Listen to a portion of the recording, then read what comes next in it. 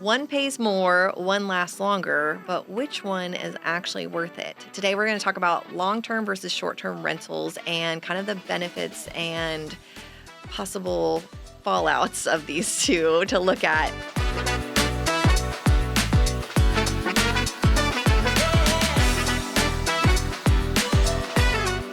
What I love about talking about this with you, Glynn, is that you've done both. You have worked with both, and you have experience with both. Yes. And we are in the Dallas DFW metro. Yes. And there was a point in time where short-term rentals were huge here in Dallas. And when we say short-term, that could be, is it Verbo, Airbnb, your own personal, whatever you want to do it, call it whatever platform it is at the time, versus holding something that's usually about a year long for a buy and hold.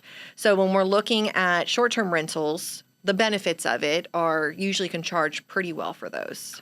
Yeah, the benefits of a short term or Airbnb, it's you're charging a very good increase over just a normal day for day rental. You're probably 30 to 50% higher. People are paying their mortgages in like a week sometimes. Yes. The big thing with the short terms, it's all location. Yes. If you're next to Six Flags or Cowboy Stadium or whatever, even some of the college towns for like when parents come in. Also around the hospitals, museums. I mean, the lakes maybe. There's got to be a reason why you want to do it or somewhere close. It can't just be some random neighborhood in a suburban area that's just there. It's you could, but it probably doesn't make sense. You can, and that we had some experience doing that. Yes. We had a investor. They're still our investor, but we had two houses that we did an Airbnb for them for like a year. It worked great because it was right during the storm season here in Texas. We had one tenant that their house got hit by lightning. So they had to move out and live somewhere else. Yep. It initially was a 6 month contract, and it ended up, because of delays in the build, ended up being about 9 months. Wow. And we're getting where we'd normally get on the property maybe $200 a day in rent. Or a month. We were getting $300. So we bumped it up. It works good, but you got to worry about there's a lot of negatives about it. You got to have 24/7 maintenance. You got to have cleaners. You got to have handyman. You got to have that, so that it's the whole tough management process too, because you have to confirm the booking, make sure they showed up, make sure they cleaned everything out. A lot of upfront work. Yes. Well, and it's HOAs. Well, big story that you got to really look into if you're buying an investment property for Airbnb short term. You got to look at the HOA covenants. If you don't do that, you could really get screwed. Yep. We had an owner that called us up. We finally got our investment property. We want to do short-term rentals. Nope. Sometimes they're citywide now. Like they did a big crackdown on them cities because there was a lot of issues with noise because people were holding parties and just not destroying the neighborhood with all the cars and all the things. It wasn't a good fit, and all the homeowners nearby complained about it. Right. And didn't love it. And so the city started cracking down on it when there was a big surge that came through. So you not only have to check the HOA, but maybe even some city guidelines. So can be expensive on the turnover because you also have to consider whether they have to be furnished. And so if the furniture gets destroyed, you're going to have to replace it. Yes. Silverware, condiments, like you're having a full house.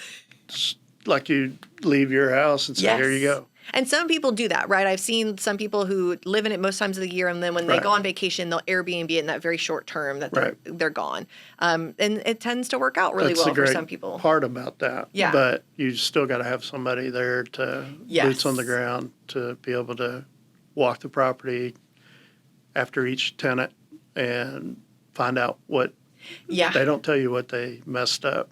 Well, if or you have what's some of your missing. personal items there, you have to be able to lock that stuff away and Yeah. keep it private. And so just it gets a little gray area sometimes for yes. sure. So can be really great for destination areas. I would say the DFW area doesn't have like the most driving destinations to come here versus if you're on the coast or if you're in a ski town or those sort of places, it Right. really works really well for. There's not really as much of a driver here. And most of those cities are built. They know it's a vacation destination, so they Right. want to encourage that. Yes, they're more supportive of that Yes. structure. So you could always purchase a short-term rental in another state that makes sense. We're Yes. just saying maybe DFW doesn't quite make sense for it Correct. like it used to.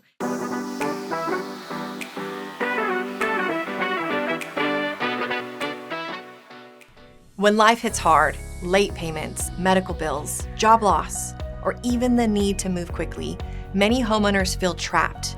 The fastest way out seems to be selling to a cash investor, but that means giving your home away for pennies on the dollar. You don't have to do that. Nearly half of homeowners today are equity rich, and that value belongs to you. With our One Move program, you can unlock that equity immediately, get cash in hand now, and still share in the upside when your home resells. Or, if you'd rather, we'll shop your property to multiple cash buyers so you can choose the best offer instead of settling for one low bid. Go to donedealoffers.com and discover the smarter way to get cash fast without losing the equity you've worked so hard to build. To those who take the risk, who bet their life savings, their blood, sweat, and tears on a rental property to make a nice place for someone to live and a nice living for themselves. To those who get this call or no call at all. To those who keep adding more properties, it will all be worth it for you and for them. You care about preserving your investments. So do we. Real Property Management.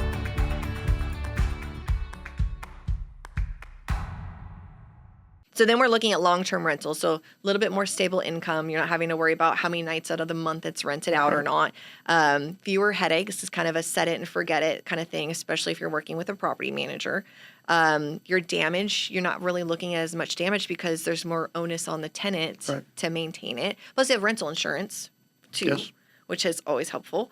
And then, it can work great in those suburban areas where people are coming in and trying to figure out in 2 to 3 years they're going to save up and get the house they want. We get a lot of people moving in from California or from out of state. Yeah. And they're, okay, I want to live here at least a year to figure out where I want to live after that. Yes. Because there's so many we have so many pockets of Yes. areas. Like it's so many times people will be like, well, what city do you live in? Well, if you name a city, it covers it's almost like what's the sub-city you want to live in and Right. figure out that neighborhood. Like it always cracks me up when they say you should look at a neighborhood. We don't really have neighborhoods that are the same sense in other places. Like our neighborhoods are humongous. They have schools in them. Some Yep. have grocery stores in them. Like Yep. they're just out of this world. And so coming from a place that has neighborhoods and cities that they can really just point a finger at and say, that's where I want to live, you don't really have that here as much. Correct. Like you got a couple big ones that you can name off, but then there's all these little pockets of places that are, 400 homes, not 4,000 homes. So it's hard to get your feet under you once you come here from a different place because there's That's right. a lot of different why you areas to need look help. at. Yeah, you need a lot of help. You need a lot 'Cause, of professional help. You could go to Adriatica and McKinney and think you're in like France or Italy Little or something. Italy. Yeah. And then you can go in downtown Dallas and it looks like you're in a historic everything. Like just very different depending on what you're looking for. So we see a lot of times everyone's come in, have the long-term rental so that they can figure out what they want to do here. So then your cost and return considerations, I think the biggest expense to me for short term is the furniture. Like just unless you already had it furnished, It's I an guess. upfront furnishing a house. Typically, people already have the furniture there. But and they're like adding in extra beds and bunk beds Yeah. and getting it to be multi-occupant. So they're getting really creative, which then how do you turn that back into a normal house? You have a garage sale. Yeah, take it all out and bring it all down. The taxes that you have to worry about, like, do you get charged more taxes for that income that's coming in, or is it just kind of relative to the income? I think it's right. I'm not a tax guy. Yes, but, I know I'm asking tax questions. But you have to consider you're probably going to have to Yes. pay more taxes if you're making more money. And so Right. a lot of people don't always calculate that into what they're doing. You may have more expenses. Well, on then the if you short use the term. platform to rent out on, Yep. if you use Airbnb You're or use paying them a Vrbo, fee. they have their fees as well. Yeah. So there's just a lot more to take into consideration for something that is probably riskier because it is Yes. more turnover, more cost, especially if the area doesn't support it from the city area and HOA Right. and the neighbors. You still got to deal with your neighbors. Yeah, you get just the couple years we did it. You get a lot. You get to know the neighbors. You want them on your good side, right? Like you want to get, hey, if you ever want to use the Airbnb for your family to come in, we'll give you a little discount and don't tattle on us. And Well, they have no problem giving you a call. right, 100%. Any other things to consider with short-term Airbnbs versus long-term? You gotta do your due diligence. Yes. Make sure it's really something you really want to do. It looks good on paper and people talk it up good. Of course, you do hear the bad stories on the news. Yes. And you just need to make sure it's right for you. Yep. I think you got to really have a location that's going to support it Yes. for sure. Yes. And then have the team of people to help support you behind that so you're Yes. not having to do all the things. Well, I think that kind of gives us a good idea. Not that I feel like we totally went anti short term, but I just think in Dallas, it just doesn't quite make It's as much happening sense. here. I haven't heard of one person like doing really, really well lately. In the very beginning, they did great with it Yes. when it came out, but then everybody started doing it and that inventory, there's too many. There's so Right. many people having options that then they keep having to bring their prices down to attract somebody. And then they had just vacant homes sitting around. The downtown areas I think are cute to do for sure. Those are better. Yeah, they turn out really well. But also you just have a really old creaky house. I don't know. I would rather go to a hotel. I'd rather be a long term.